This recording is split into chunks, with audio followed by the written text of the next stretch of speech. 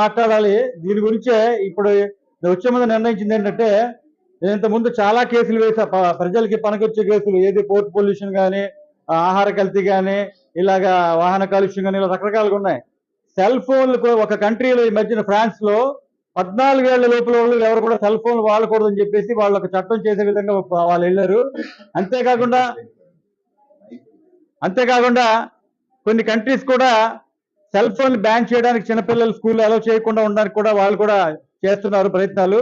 ఐక్యరాజ్య సమితి కూడా ఏం చెప్పిందంటే, వాళ్ళు చేసిన పరిశోధనలో సెల్ ఫోన్ అనేది చిన్నపిల్లలు ఎవరికి కూడా స్కూళ్ళలో అలౌ చేయకూడదని చెప్పింది. కాబట్టి ఇప్పుడు ఈ రోజు నేను నిర్ణయించింది ఏంటంటే, ముఖ్యమంత్రి చంద్రబాబు గారికి, అలాగే ఉప ముఖ్యమంత్రి పవన్ కళ్యాణ్ గారికి ప్రత్యేకంగా లేఖ రాసి ఈ సెల్ ఫోన్లు అనేవి 14 ఏళ్ళలో పిల్లలు ఎవరికి కూడా ఇవ్వని విధంగా ఒక చట్టం చేయాలని చెప్పేసి ఈ సందర్భంగా ప్రతిపాదన పంపాలని నిర్ణయించారు. ఎందుకంటే